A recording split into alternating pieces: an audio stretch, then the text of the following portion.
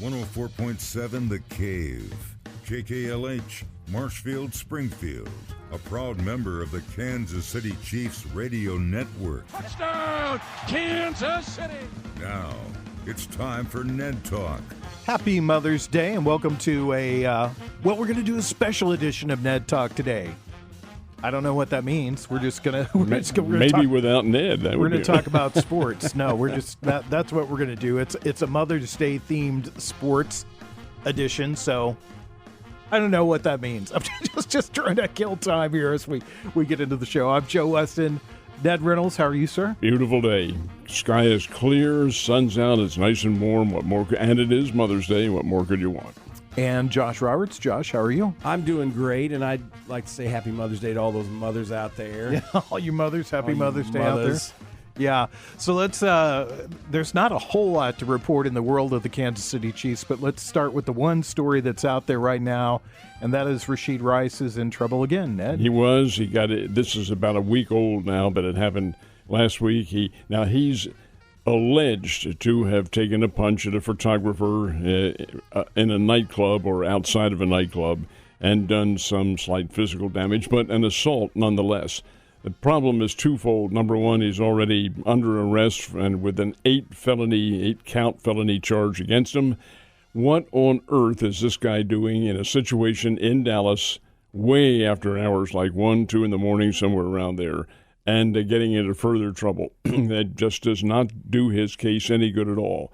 I hear some speculation that he might, in fact, be able to play this year. I think that would be an insult to the public. I think it would send a very bad note to anyone if that were the case. But legally, I guess maybe he could, because the NFL, in the past, their history has been not to level their penalties until the state or feds or whatever the case might have been have done theirs. And they're apparently a long way off from having Rice's automobile case go to court.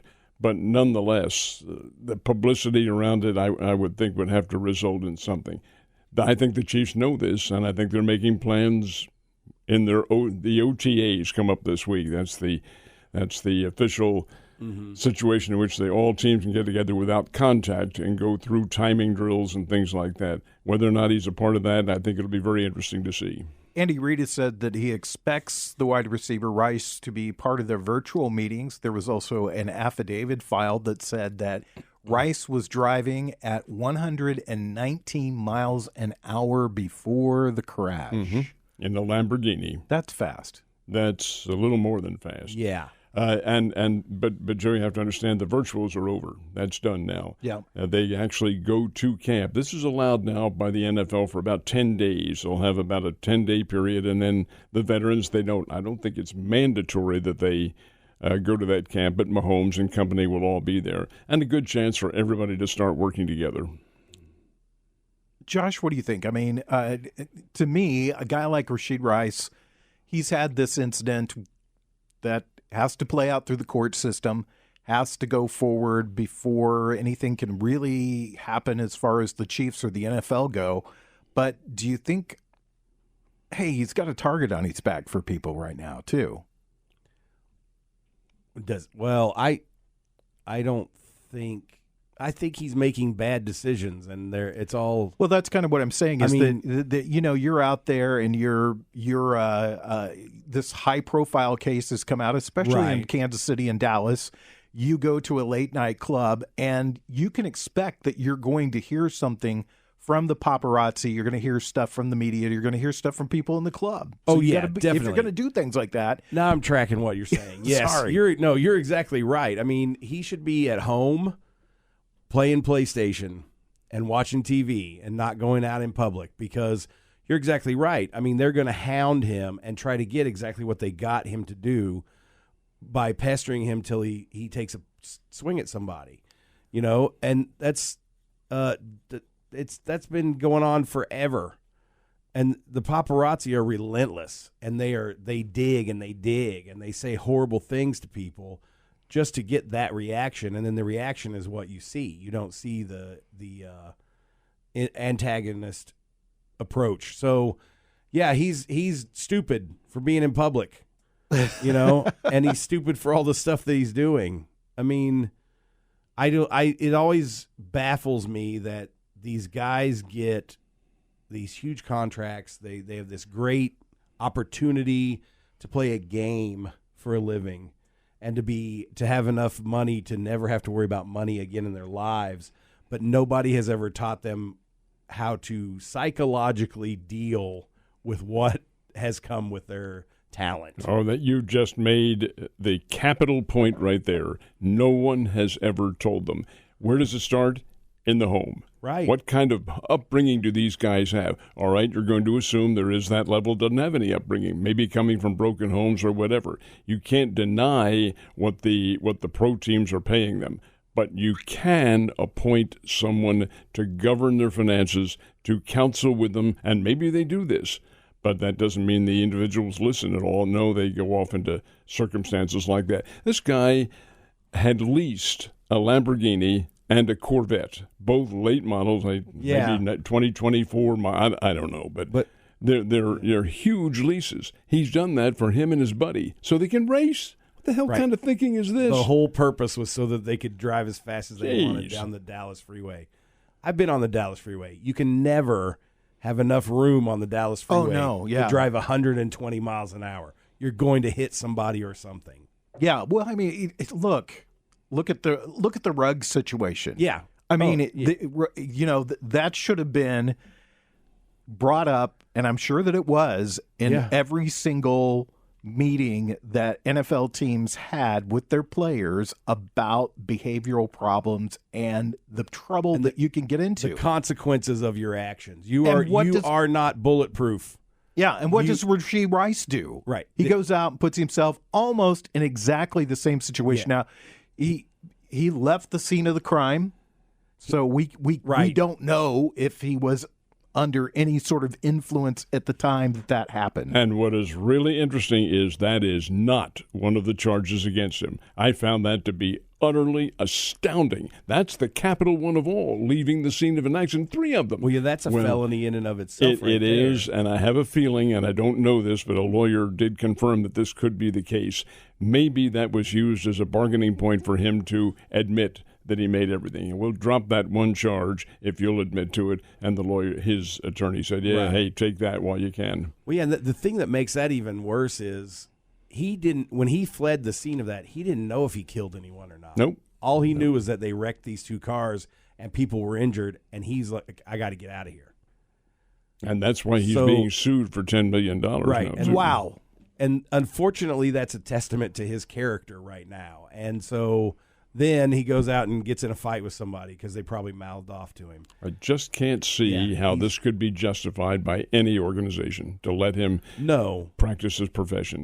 Because it's a public profession. Come on, you're out there. It certainly puts the Chiefs in kind of a no-win situation. Right. Because if they cut him or if they say we're going to take disciplinary steps, then there's going to be a lot of people that are going to yell, okay, he hasn't gone through the court system. What about innocent till proven guilty, which I'm a very big believer in. But on the other hand, if they put him out there, you've got the other side of this where people will yell, come on, this guy's done something.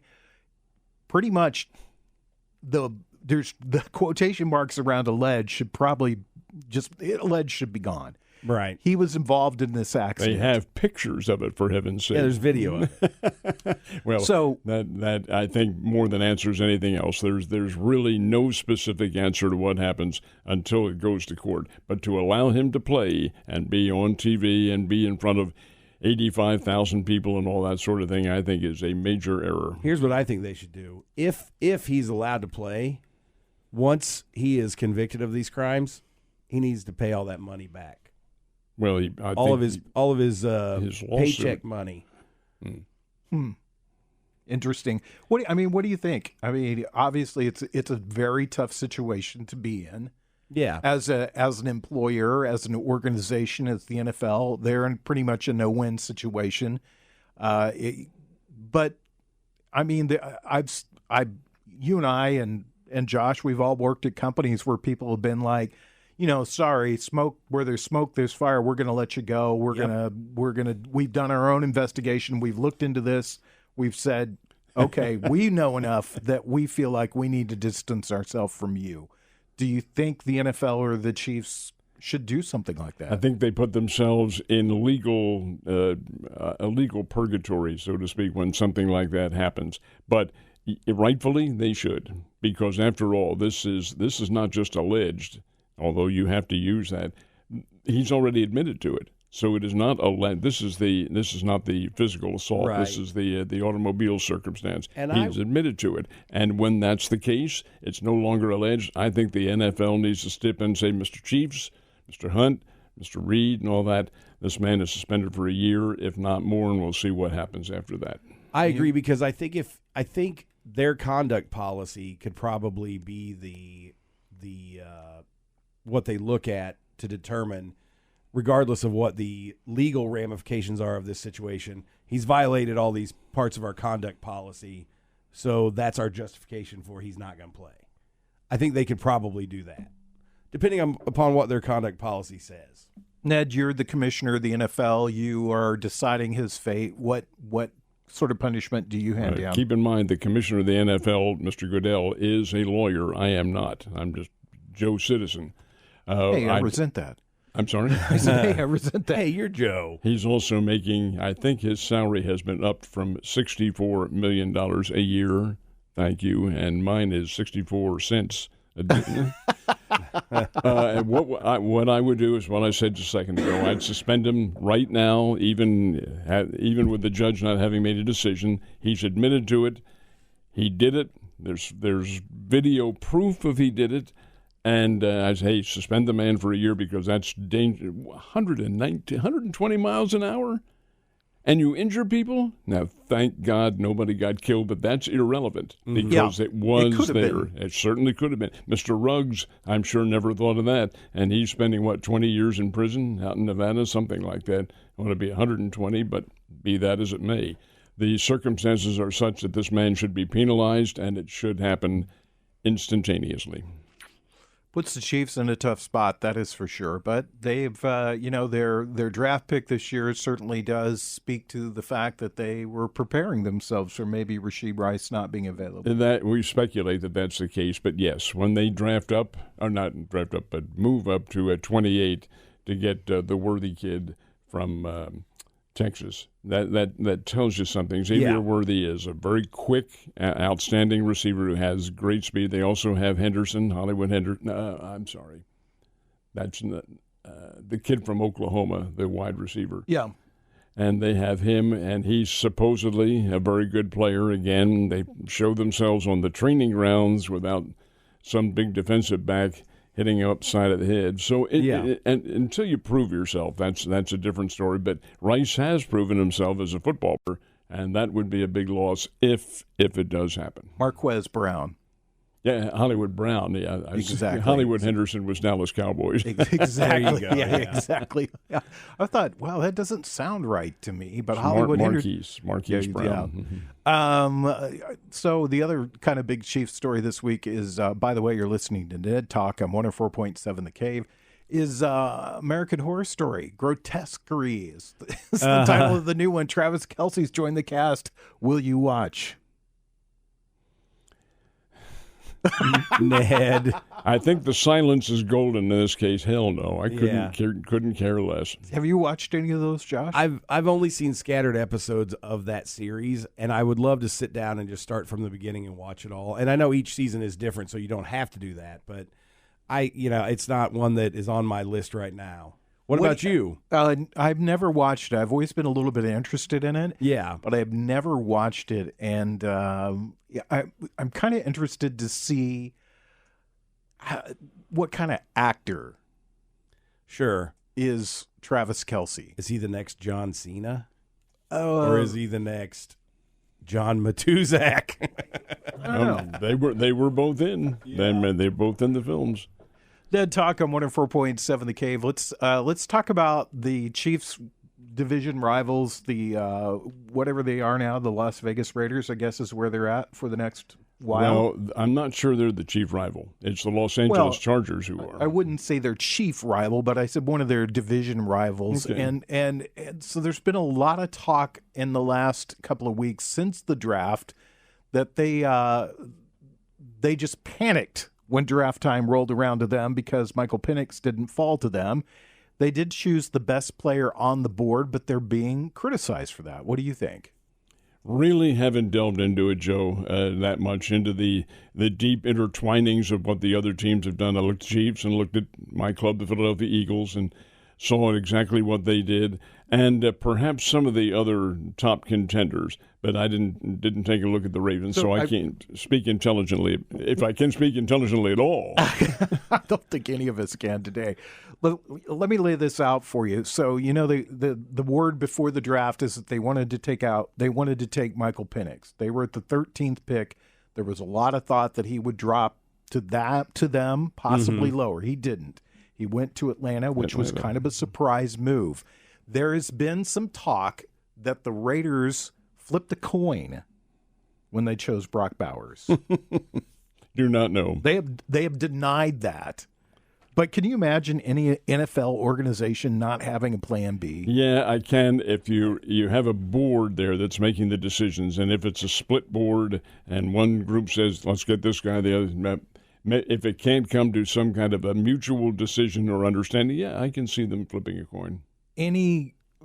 Josh, I mean, it's the Raiders. I can't imagine that they didn't have a plan B, because we talk about the draft from draft day to draft day. There's never the whole college season, they're evaluating these players and trying to figure out, well, we'd love to have that guy if he comes to us. And, I can't imagine that they flipped a coin unless, I don't know. They got a really good player. Well, yeah, they did. They got a really good player, and they don't have a great tight end, do they? Not that I know of. I mean, this guy could be the next Travis Kelce. Brock Bowers. Yeah, Brock Bowers. He could be the next Travis Kelce, I think. If Well, he's healthy. The Chiefs think they have the next Travis Kelce with Jared Wiley from TCU, who is 6'6", 250, and a big, big kid with a lot of upgrade to what he has to do. That's why they made that.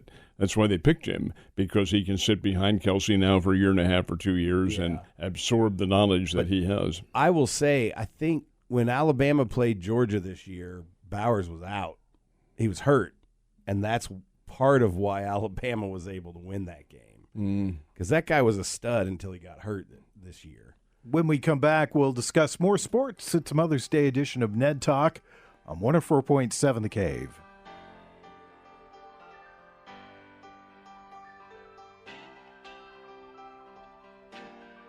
You're listening to Ned Talk on 104.7 The Cave, part of the Kansas City Chiefs Radio Network. Back to Ned Talk on 104.7 The Cave, a proud member of the Kansas City Chiefs Radio Network. We are your local live sports talk show, Ned Talk, with Ned Reynolds, Joe Westen, and Josh Roberts today.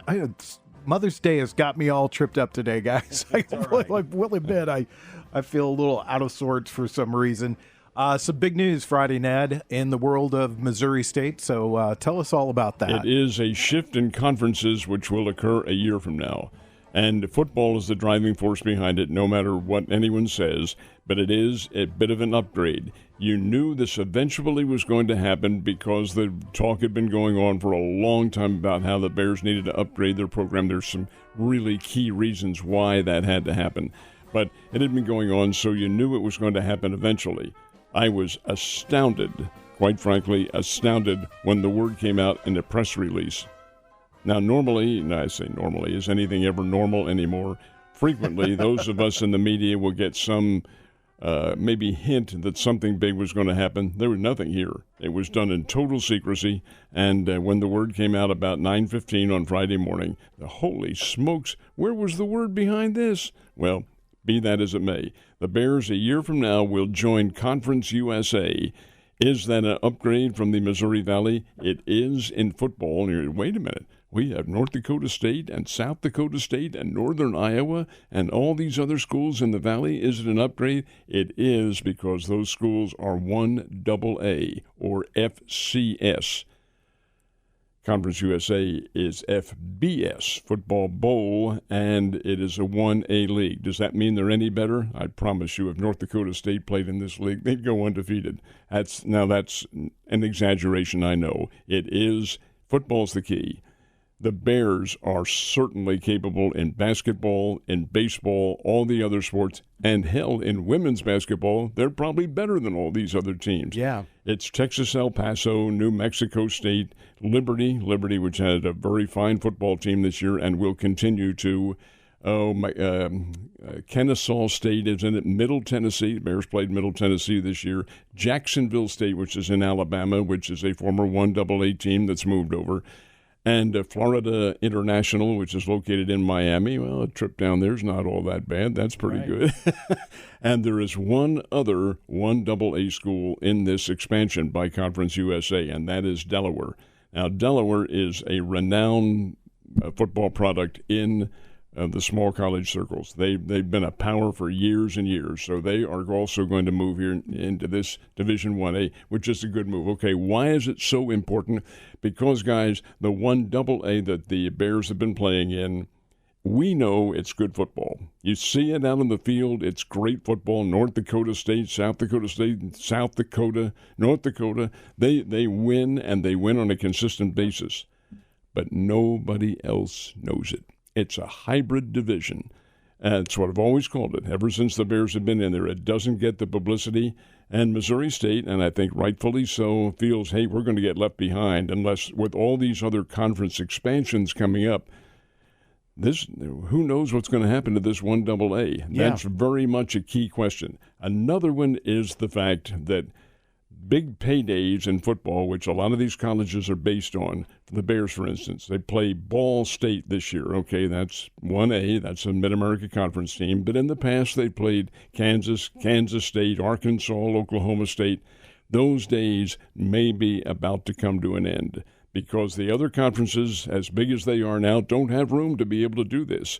Now, with FBS, which is what the Bears will be in, with the Conference USA, well, the other teams are going to be better, the Alabamas of the world and Arkansas and Tennessees and people like that. They are going to be better, but they're the same level. They're the same division. It's hard for me to explain where they are, but same category. There's FBS. So those schools you're playing are not going to lose any credibility. They stay the same. They'll pay the big money, of course. But, you're saying we're not going to lose any power points because of that. Right. Case in point is Texas El Paso. They open up with Nebraska this year. So, indeed, and that's the case with all these other schools, New Mexico State and so forth, and Liberty, they play the big-timers. Well, that will be the case with the Bears, too. They'll be able to do that. The financial rewards will be a little bit greater. The financial move, I found this to be extremely interesting. As recently as 3 years ago, I think it was, when a team wanted to move from one level to another, FCS to FBS or 1AA to 1A, the NCAA fee was $5,000. Well, $5,000, come on, that's paltry. Colleges can afford that.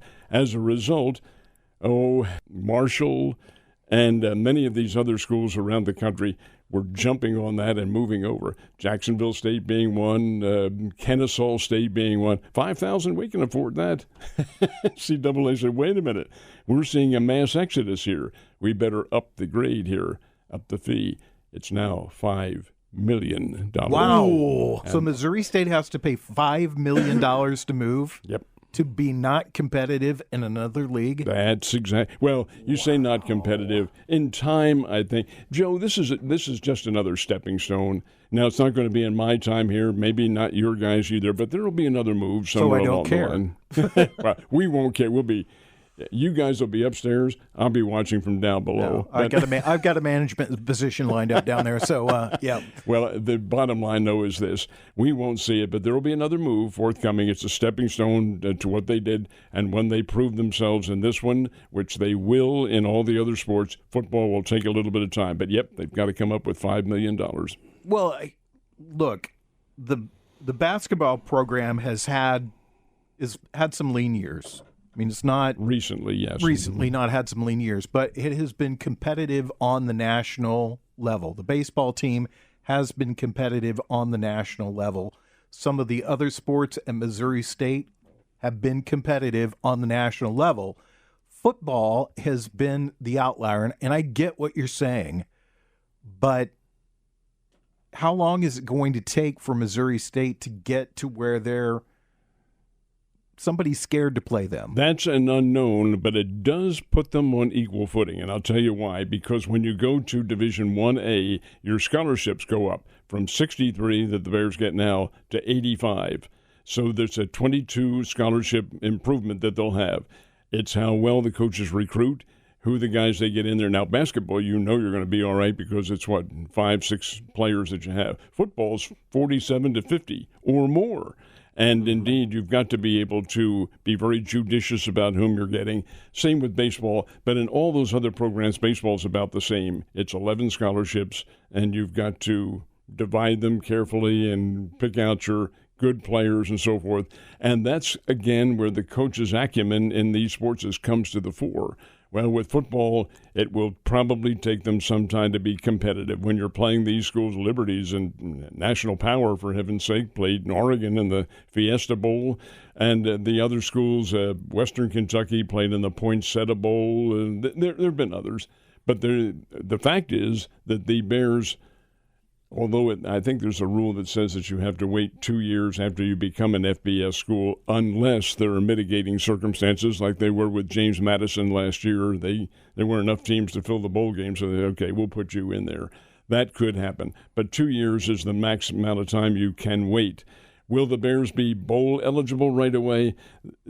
No. The chances are probably not. It's going to take them a while to build up to that level and to build some kind of a tradition. But the one thing that goes against them, and this is just my thought on this is all new teams.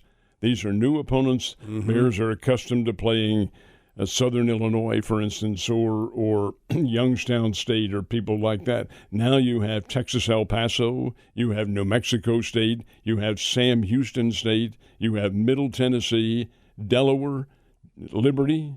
Hey, these are all new teams. Can you build any kind of tradition? Yeah, maybe after 10, 15 years you can. It does take time for the public to absorb these teams. A couple of things I want to ask you about that's just all swimming to mind as I'm sitting here and we're talking about this. First of all, I know that the university is doing some major upgrades to the facilities for, I'm going to call it Briggs Stadium, because that's why I call it Briggs Stadium. You would think that maybe now there would be some other upgrades to the stadium itself because of this move? There has to be. The rule that involved attendance, you had to have a stadium that sat 30,000 people. That's been waived. And, of course, Plaster Sports Complex or Briggs does not include that many. I think you could probably jam 20,000 in there as it stands now. But yes, they're aware of the fact that you do have to make improvements to your stadium. Locker room facilities have to be changed. The whole structure of in some respects, an antiquated stadium, because underneath is antiquated. Yeah. The fact is that you do have to change that on your own premise. I don't think there's any kind of general who comes around, they get this, like they do in Major League Baseball. Do this, do that. No, it's simply up to your perception to make yourself acceptable within the league. For instance, the Texas El Paso, they play their home games in the Sun Bowl. That's a pretty good little stadium down there in El Paso. I think they have a bowl game there every year, and New Mexico State has a fine stadium. And Plaster has the ability to have that too, but it will need some judgment-oriented circumstances to make them. That's the easy way to put it, if you understand what I mean. That was almost a political answer there. Yeah. That was almost judgment-oriented. Yeah, so it's all very fascinating. I have a couple of thoughts on this. But I want to ask Ned, we can continue this conversation. Actually, it's break time. But let's continue this conversation into the next break, because I do have some I want to hear from you, Josh, and I do have a question I want to ask you, Ned, when we get back. It's Ned Talk on 104.7 The Cave.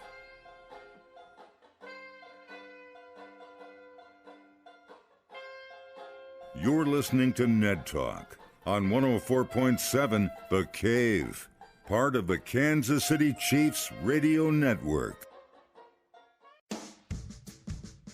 Back to Ned Talk on 104.7 The Cave. A proud member of the Kansas City Chiefs radio network. We're not talking Chiefs football right now. We're talking Bears football, Missouri State Bears football. They are moving to Conference USA. Is that right? Correct? Conference USA? That is correct. All right, so they're going to be playing with the big boys, so to speak. Yeah, but it's a year from now. It's 1 year from now. And I wanted to, we want to talk to Josh about it, but Ned, I want to talk about the circumstances because, first of all, for any of you that don't know Mr. Reynolds, he's a very modest individual.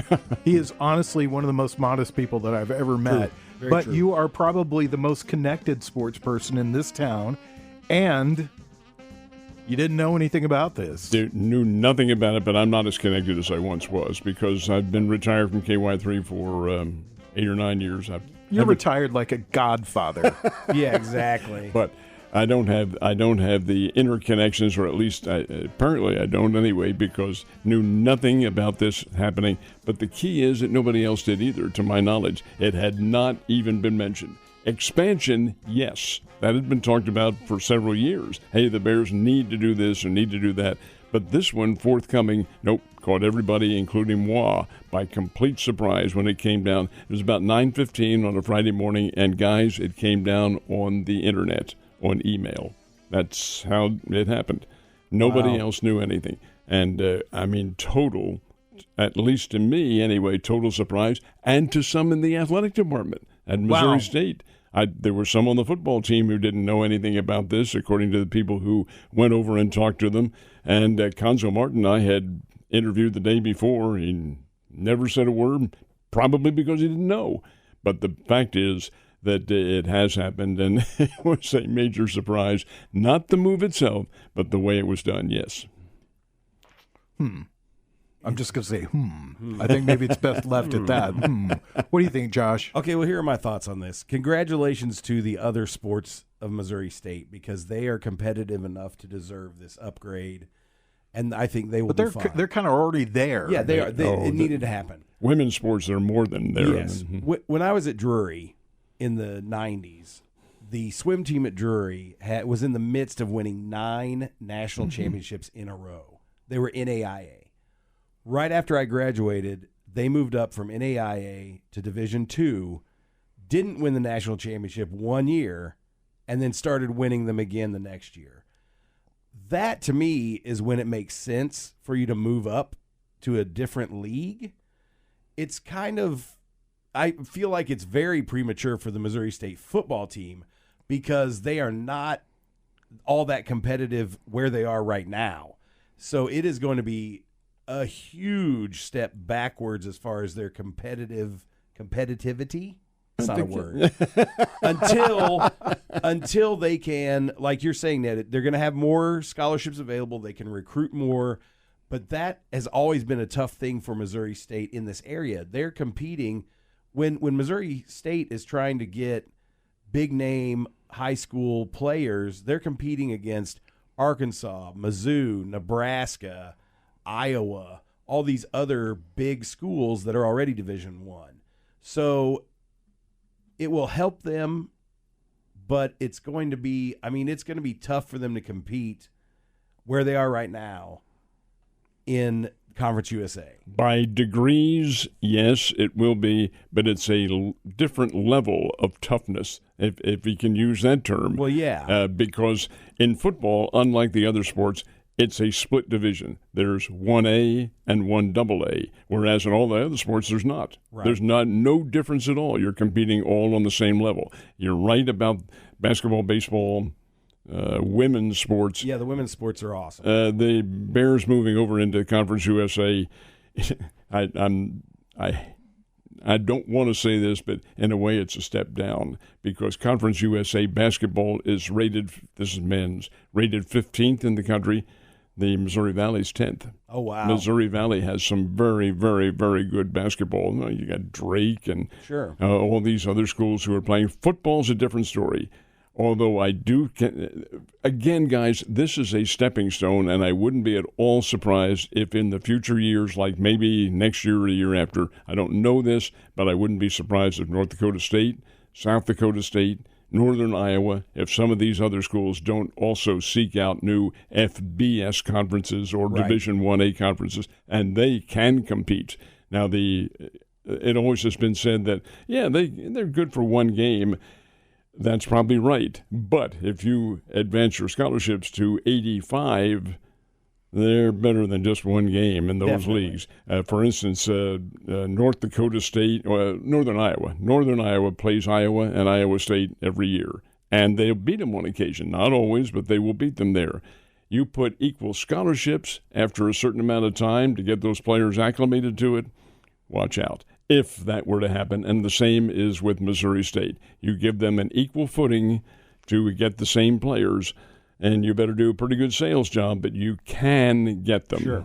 The only other thing I'll say is Missouri State better start playing MU every year. That would be nice. Yeah. And it's great. It's much more possible now. I think they play them, they're under contract to play them, I want to say in 2029. I think that's when it is. My God, do you know how old I'll be then? Yeah, how old will all be by then? Anyway, it makes the whole scheme of things better. For instance, if Alabama said, hey, we need a game, coming to Missouri State would be a much more amenable circumstance than it would be if they were to go to a 1AA team. A Mercer, for instance. Jacksonville State is right there in Alabama. So I don't really think they want to play any teams within their own state, but be that as it may, this is much more of a possibility. So you think this is a good move on the football level, bad move on basketball level? Well, you can't please everybody. Yeah, let's put it that way. It's designed, Joe, for football. Yes. Well, everybody knows when you get on the sports bus, the driver is a football coach. So that's just the way it works. I'm going to save a little bit of time out of this segment so we can discuss the Cardinals for a little bit as we wrap up the show. It's Ned Talk on 104.7 The Cave.